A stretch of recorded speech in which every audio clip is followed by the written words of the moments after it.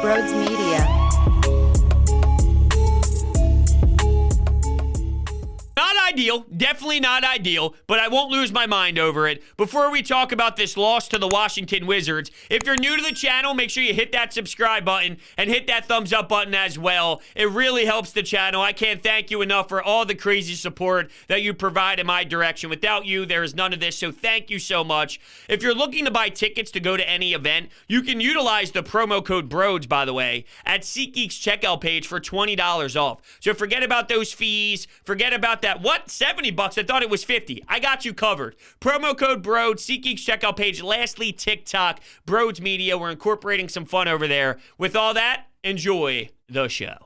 What is going on, everyone? Welcome on into Sports Talk with Broads. Not the effort we wanted to see. Definitely not the execution that we preferred down the stretch. From Tobias Harris missing Tyrese Maxey to Doc Rivers not calling timeout once he sees the team struggling. And then Harrell in the fourth quarter making all those buckets, those shot puts that he put up, those shot put floaters that were consistently going in. It made me want to throw up, right? If you lose because of, let's say, Bradley Beal ends up destroying you and crucifying you, it stings, and yeah, it definitely doesn't feel good, but you can at least live with it. And the fact that you lost to this team without Bradley Beal, it also adds more to this feeling of being disturbed. But at the end of the day, when I'm watching Harrell do it, it sucks. I can't stand him. He's a hate to face. He's making gestures as he walks back to the bench.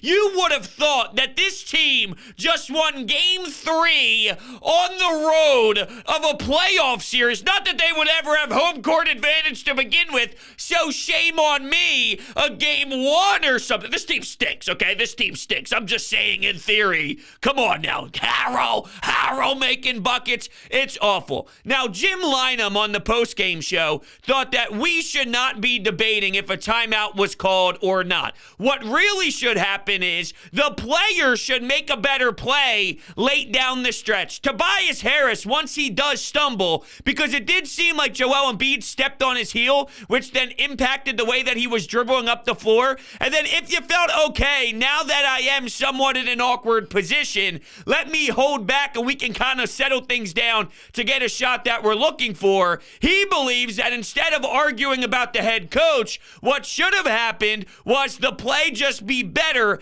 after you miss Tyrese Maxey. Now, I don't have a problem with that mindset, coach, but where I will counter your argument is once you see Joel Embiid get the ball and he's basically hugging the sidelines, almost going out of bounds, that's when you have to realize that this isn't going to pan out. And one of his excuses was, who's to say that you would draw up a good play anyway? And I understand that the timing would have been completely different, but when they did draw up a play, when it was a 4-point game and just a little bit of time left to get Danny Green a wide open 3, he cashed it in. I could easily say, who's to say they don't draw up a good look and a good wide open shot? I mean, you could definitely play both sides of that where, fine, if you want to be mad that Toby missed it, I'm here for it, because with or without the stumble, I thought there was an opportunity to hit Tyrese Maxey, who was clearly streaking right through the middle of the court. A couple defenders, obviously, were on each side of him, but it was there,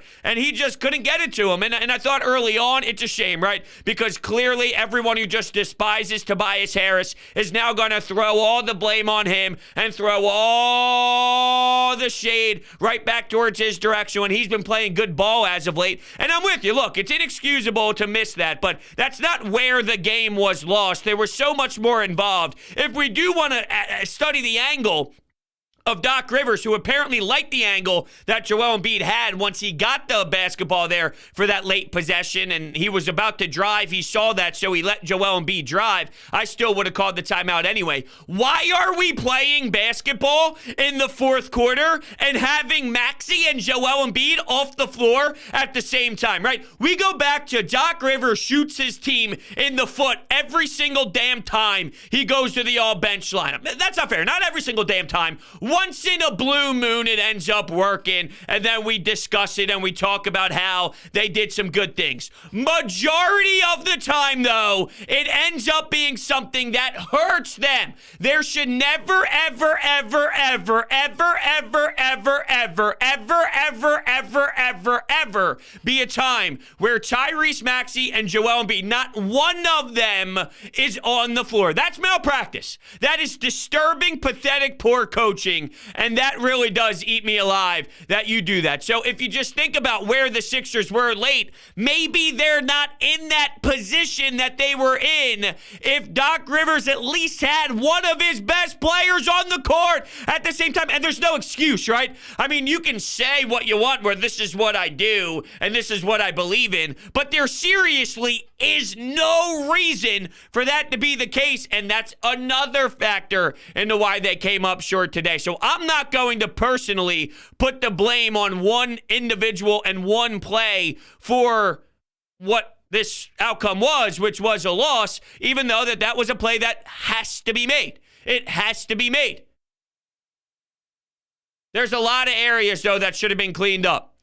Joel Embiid, I'm not going to blame Joel Embiid, obviously. We're in this position that we're in the Eastern Conference because this dude is playing at an MVP caliber. He put up 27 shots for his 27 points, though, and you need players to kind of help him out when that's the case because he is human. Now, Tyrese Maxey definitely was in his bag, and I know that maybe tonight's not the night to just have a Tyrese Maxey parade, if you will, but I just saw so many things that I love, and I am so obsessed with that of him, and it comes from the three-point line. There were 2 3-pointers specifically that literally melted my brain. You know how people go to those raves and they wear all that the white clothes and they put the glow stuff on, the highlighter yellow, the highlighter green, all the chicks go, they're putting stuff on their nipples, however they do it, right? They put the nipple tassels on. Is that what it is? I don't even know. Where am I going right now? I had no idea that those words would ever come out of my mouth during this show on this podcast, but I digress.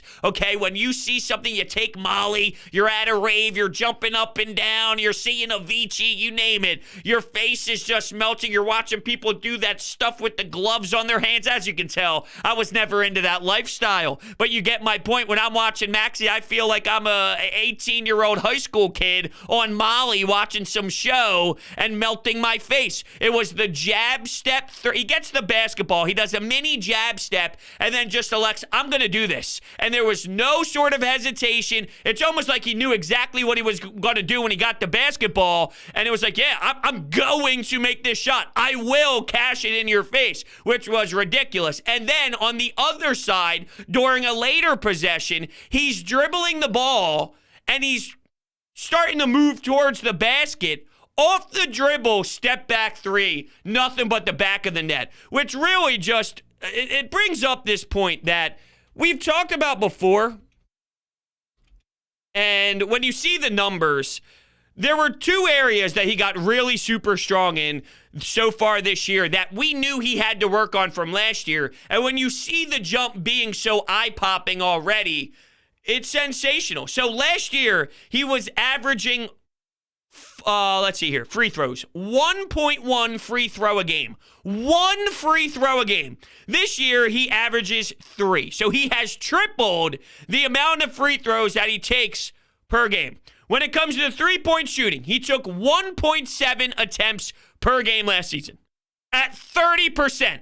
So far this year, 3.5 attempts per game, and he's knocking them down at a 40% clip. Do you understand how difficult that is? Do you not see how extreme that jump really is? This dude just puts his head down, and he's a star in the making. There's no doubt about it. This kid is a legitimate NBA star in the making. As he continues to play, we are going to watch him blossom into someone who's going to dominate basketball games for such a long time. He's got the speed, he's got the quickness, he's got the IQ, and he's got got the determination to do it. And by the way, he finished with 7 assists. He had 0 turnovers. And then, oh, by the way, at the end of the game, yeah, Kyle Kuzma got a one-on-one matchup with him and ended up making a really tough shot over the defender. But I thought Maxey played a respectful level of D on that specific possession. He goes down the floor the other way and knocks down a crucial bucket like they were going toe for toe. And the other night he goes up against Ja Morant and says, no, no, no, the league is about me. The league is about me, not Ja Morant. Ja Morant had how many turnovers? He raises the bar. He does. He answers the bell. He really, really does. The kid is a dog. And that's why when I read the report from David Aldridge and Josh Robbins of The Athletic that say the Sixers would be willing to trade Ben Simmons for Bradley Beal, but they are hesitant and not willing to throw in a Tyrese Maxey or a young Matisse Thybulle, I go, okay, I could get behind not trading Tyrese Maxey. He is as untouchable can get. Him and Joel Embiid, untouchable players. Unless we're talking LeBron James. But obviously, that's more of never, ever, ever going to happen. I'm just saying. As untouchable as you can get, Tyrese Maxey is. Or I'm not saying that the right way. As close to as untouchable as you can humanly get. That's the phrase that I'm looking for. For a Bradley Beal, I would not give up a Tyrese Maxey. You'd be a fool, though, if you feel that Matisse Thybulle is anywhere in that category. Because if you don't see the difference in how these two people play, well, then shame on you. Now, I hear the argument that if you trade Ben Simmons and you trade Matisse Thybulle, who is going to be your defender out by the perimeter, you are significantly going to suck in that area. Not that they already don't. I mean, let's be realistic. The transition defense is poor, and there's plenty of areas where this team needs help on the defensive side, no doubt about it. This is a scoring league, though. If you now end up forgetting about those two guys and you bring in a Beal who could be a difference maker and give you 35 on a night, Bradley Beal can get buckets, right? There's no doubt about it. If this guy can give you 35, 37, 36, and it doesn't need to be Joel Embiid who does that every single night or give you 42, there's just this longevity that's in play here over time,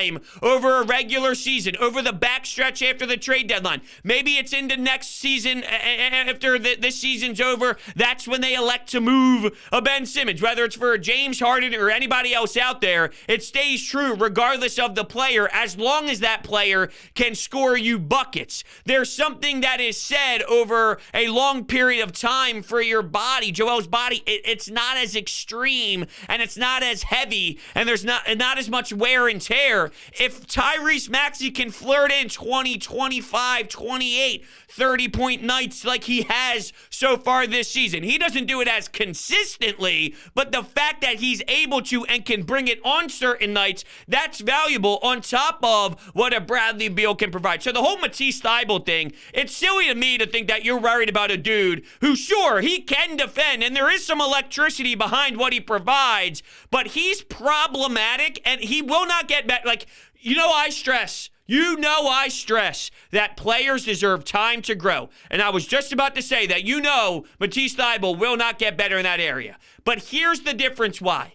It's been long enough now where there has not been enough growth at all to say that I can now project it to automatically snap, and then we are in somewhere where I'm satisfied. We're now in a department where I'm satisfied. I gave him his time, and I was always willing to see if that three-point shooting would happen. It's been enough time in this league. There's enough awareness surrounding where Matisse Thybulle needs to improve, and the fact that the pace is, it's worse. It's way worse. That can't happen. So to answer the question that's being thrown around all throughout the day, would I trade Tyrese Maxey? No. Would I trade Matisse Thybulle? Absolutely. Absolutely 1,000%. But that's how strongly I feel that Tyrese Maxey is going to be a stud in this league and really be someone to do damage on a night-to-night basis. I really mean that. His first quarter tonight, he had 12 points. He had 12 and 3. He went 2 for 2 from deep. I mean, he really was an important spark plug. But like I was saying, at the end of the game, it just seemed like the team wasn't in rhythm. Joel Embiid really couldn't find his stride. Although Embiid did have some impressive moments. That Euro step that ended up getting stopped as he was driving the lane, and then he dumped it off to Niang. He had a couple nice passes to Niang, and then he specifically did his good old-fashioned one-hand zip across the entire court to an Isaiah Joe in the corner. And I have to admit that there were times previously this season where Isaiah Joe could not find himself at all. And there were plenty of opportunities for him to make some noise, but he would fail miserably. He'd start, he'd play 20 minutes, he wouldn't make a shot. He'd make one shot. Wasn't doing enough for Doc Rivers to justify playing him more. Well, that has changed. And I think maybe getting some more run with Joel Embiid has made an impact. Getting those open looks when teams elect to double team him, that's obviously going to open up and free up some space around the three-point line. So he was able to knock down some shots. I thought that there was a very impressive shot in the third quarter where the shot clock was winding down. Joel Embiid was in the post. He throws it to Isaiah Joe, but it's about his ability to set his feet quickly and then let it fly as the shot clock was winding down, and he cashed it in. So we're seeing some big-time improvement, and honestly, a lot of it just stems from the confidence that he's playing with as well, where once you see that ball go through the hoop a bunch of times, he's starting to feel it, and he's starting to realize that, look, my teammates trust me. They see me open. They know what I'm capable of. Keep feeding me the rock, and I'll knock them down. And right now, he's on a nice stretch of doing that, and he had a couple 4-point plays the other night, and then he backs that up with a game like tonight. So we'll just see and obviously monitor that. And considering Furkan Korkmaz has blown forever now, and he's obviously banged up alongside Seth Curry, who, we just can't walk over the fact that Seth Curry always has this lingering issue, and it's something. Back spasms here, something else different. It always seems to be something that's really happening to him and limiting him being on the floor. But that doesn't make it an excuse for this team. I don't care if you have to run a point guard position with guys that are going to be -8 and getting ripped apart after the game. Like, that's just what ends up happening. But the Washington Wizards just beat you because of Kyle Kuzma and because of Harrell, and they didn't have Bradley Beal. So with all due respect here, Seth Curry being out should not dictate the flow of this team, even though he is very valuable and he's very important to the spacing of the team. There's still so much more talent on the Sixers side. They just couldn't cash in, and you kind of chalk it up to the Wizards were on a big-time losing streak. The Sixers were on a nice winning streak. They had such an emotional win their last game, and, you can call it a letdown. I don't know if this one was a letdown. If they just shit the bed and they lost completely by 30 points and they weren't even involved whatsoever, that's one of those where you just kind of throw it in the trash and you move on. Even though, yes, that still applies to the outcome that we just saw in the result. I don't know if this was necessarily, because I heard the tone from Doc Rivers post-game. He just said, we didn't really have it tonight, and not a game that I enjoy watching from a coaching perspective on the sideline. It just didn't seem like they were really able to gather a ton of momentum. Maybe bits and pieces throughout, but not enough fully, and I'm not disagreeing with that, but I just saw this as a winnable game late. The Sixers hung in there. Sure, there were some ugly moments, and you wouldn't even like it to be as close as what it was at some point. But it was sort of like the Wizards had a run, the Sixers answered that run. The Wizards had a run, the Sixers answered that run. And it was kind of back and forth, a game of runs, a traditional statement made when we talk about this damn sport of basketball, right? That's pretty cliche. I thought that's what it was. And then at the end, it just came down to who was making more plays late. Joel couldn't really cash in. You had Maxey make a shot. You had Niang make some shots. But ultimately, it didn't go in their favor. And that's really just what I chalk it up to. You look at their most recent play, and you should just take a breather and realize that they should be all right. They play who? The Dallas Mavericks on Friday. That game got moved to 10 o'clock here. Hold on, my schedule's all messed up since we moved into February. Yeah, you got Sixers going to Dallas, 10 p.m. start on Friday. That originally was 8:30. I wish it was still. You got the Bulls on Sunday afternoon at 3:30 in Chicago. You got the Suns coming to town on Tuesday. So you got a nice stretch of basketball here. I'll say something I've said in the past. If they handle business against those teams and, they just continue to play the brand of basketball that we've seen for the most part, we'll be all right. We definitely will. A couple more things before we rock some Anytime Hotline calls. Dave Yeager. We're very happy to see you back on the bench. Awesome to see after 2.5 months that you're already back on that sideline. And we're extremely happy for you that you were able to move through that process as quickly as you did and to make sure that you're putting yourself in a very healthy position moving forward. Absolutely. The entire city is so happy to see you there. When I saw that news, I kind of had that awesome butterfly feeling in my stomach of, it's just beautiful. Really, it just comes down to that. It's beautiful. Obviously, very scary when you see the initial news, when you talk about November when everything happened. And as you heard Doc Rivers mention too, you just never thought that it would be to where he is right now. So very, very excited for him to kind of move forward from what happened for sure. And with that, we'll rock some Anytime Hotline calls.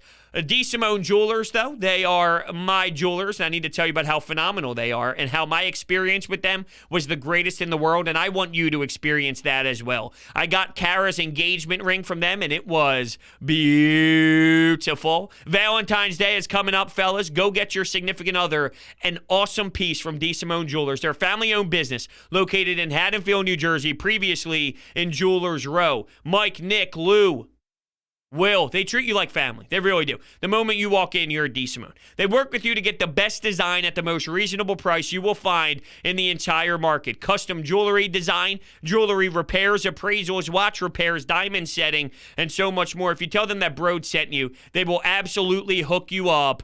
So definitely check out their website, DeSimoneJewelers.com. The information is down below in the description. DeSimone Jewelers. It's a no-brainer. Okay.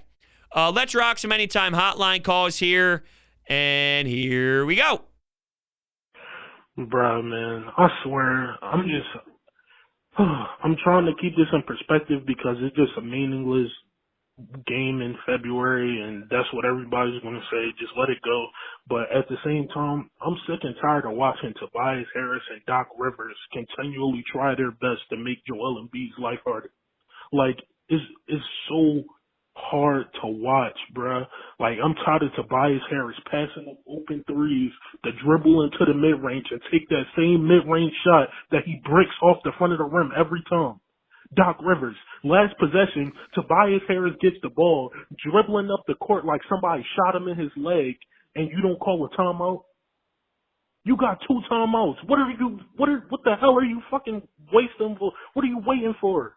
Now, I understand the frustration towards Doc Rivers, and I do understand the frustration with Tobias in that play, but to act as if Tobias Harris hasn't been a really strong part of what this team has been doing, and you talk about how many wins they have over this recent stretch, he's been a crucial, and I mean a crucial reason why you are in the spot that you are in, and there were plenty of moments super early on, first quarter, where he definitely exploded. He had a tough third quarter in terms of production, but then he responded at some early, when he was able to get some run there in the fourth, he made some buckets. So I don't know. I mean, I get that people hate him. So then when he plays 9 good games and then has 1 bad one, all the emotions naturally just go right back to despising him and hating the face. But I'm not going to do that because I'll look at the bigger picture, even though that today he missed Tyrese Maxey running down the floor. And you say that it looked like he got shot, but if you watch the replay, Joel Embiid stepped on the back of his foot, and when a 7-foot individual, when you're moving the way that these guys are moving,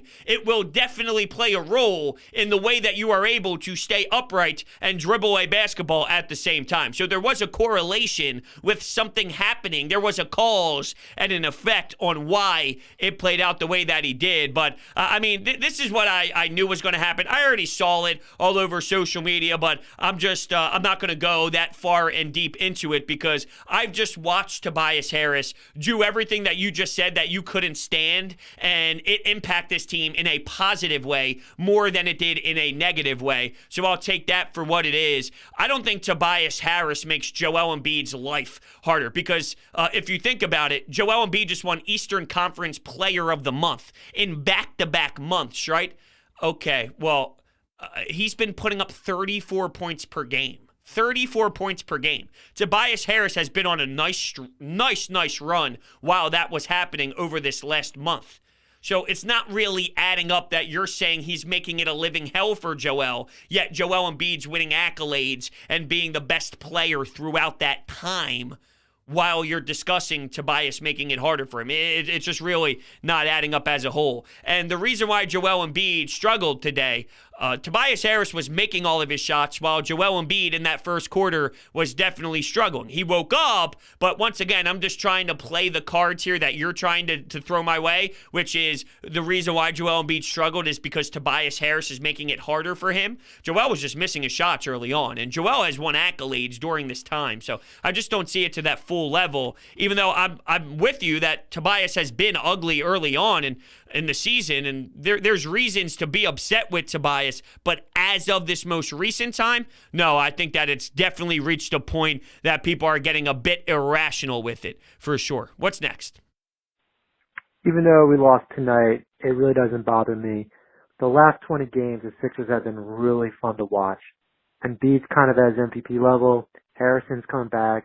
But I really want to talk about Maxey. I really think Doc and Sam Cassell need a lot of credit for developing this guy. I mean, from last year to now, I mean, the amount of growth it's very impressive. I saw step back three-pointers tonight, fadeaway jumpers, layups, and some elbow jumpers. I mean, he's just getting better and better. And he's making it really hard for me to agree with you about, potentially putting him on the as a sixth man if we get somebody else. But it's been really fun to watch him. So go Sixers.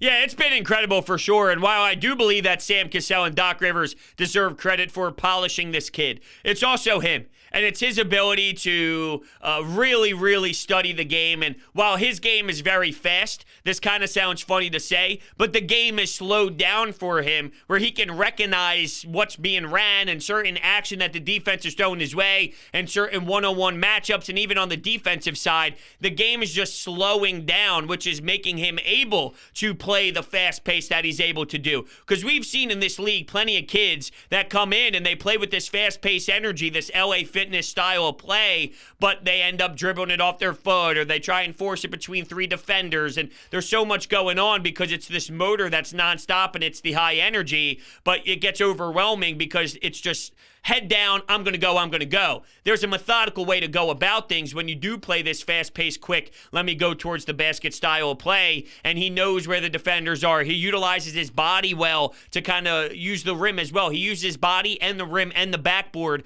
to protect himself while defenders are trying to keep up with him. They can. They don't have the ability to, but he knows how to use the angles on the floor to either go up and under or to just kiss it off the glass or, just a natural layup. There's so much in terms of the IQ of the game that the kid is just willing to be coached. And that might be something that you don't really give credit for. Why would you give credit for that? That's part of their job. Oh, I don't know. When you see Ben Simmons, it just makes it that much easier to appreciate it because we're seeing someone on the complete opposite spectrum of things. And speaking of that, there were reports today that Ben Simmons was sitting in his car waiting for everybody to leave the facility today so he can go in and get his workout. He was in the parking lot saying, I won't show my face until every person a part of this organization is out of there and I can go in comfortably. I mean, this guy's a clown. He's a clown, man. He's a clown. What's next? Oh my God, Ben, are you really kidding us right now? Are you fucking kidding me? Good Lord, comparing Embiid's performance to the Toronto Raptors, who went on to be the NBA champions, who had Kawhi Leonard, who absolutely balled out, and trying to compare that to being just as bad as your performance, where you took, 4 shots in the fourth quarter across 7 games, when you were on Trae Young in the Atlanta Hawks? Give me a break, dude. Good, you are looking at every single area other than yourself for that loss. Look internally, and then maybe the answers for why we didn't do so well will be there. I love that. You're absolutely right. It's always somebody else's fault. And I think throughout, honestly, months and months and months, and quite frankly, years at this point, I've been pretty vocal about it. We will all do something wrong in life. We will all do something wrong in life. How do you handle what happens? Well, tell me about the person. I've done a lot wrong in my life. And there are still things to this recent time, like this recent little last week, the last 2 weeks. I've handled things that maybe I don't necessarily love the way I went about it. So what do? I assess it. I realize I could have done things better. And I communicate with the other party involved and the other people. And I go, hey, look, I didn't like the way I handled things. And then we just approach it. Now, it's too far gone. I heard Ramona Shelburne with Anthony Gargano today on The Fanatic talk about it, and basically it's as simple as this. She was told by Clutch Sports, and she reported it. She was reporting what she said, or what was said to her. She's even questioning how this makes no sense, because she was kind of joking around with Anthony about it. She goes, "What? This made my head spin. This made my head drop. This made my jaw drop. I couldn't believe it." When he said he still watches every single game, this is wild. In what universe, right? All these concepts. So when you hear her say it with that type of emotion, it pretty much describes what happened, which we're not shocked to hear this, but it's awesome to hear her tone on it, because she, just like all of us here in this city of Philadelphia, just can't wrap our head around where he put himself in and the position he's in now, all because of not getting over a tough spot. And I thought this was a cool little note on it, and I think it's perfectly said, and this is where we're kind of shut things down. If he just played in the Olympics after all that happened, it takes 1 game. It takes 2 games. It takes 3 games, right? A handful of games to kind of get people off your back. Now, as we see with our first caller, with Tobias, you do well for a while, you get one bad one, and then someone can't stand you. But I think majority of Sixers fans, and I saw it on Twitter, like I mentioned already, I did see the haters go far, but they're going to hate no matter what. So there's people that will never end up ever looking in a different direction for Tobias, and for any athlete, no matter who it is. There's just people who, once you get a certain vibe on someone, they will never turn the page and look at them with a new life.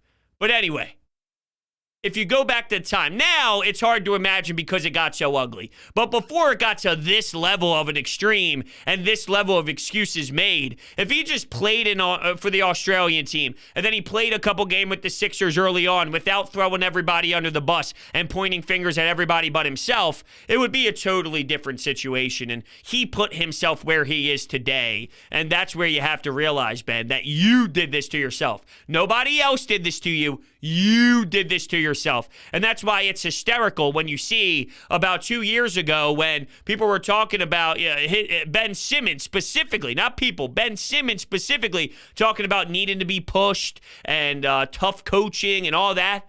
Well, that's clearly wrong, my friend. Clearly wrong. It ain't about tough coaching. It's the complete opposite. It's being tickled. That's what it is, being tickled. Ridiculous. With that being said, I want to shut things down here. I want to thank everybody so much for hanging out with me today on this episode of Sports Talk with Broads, and I will see you next time.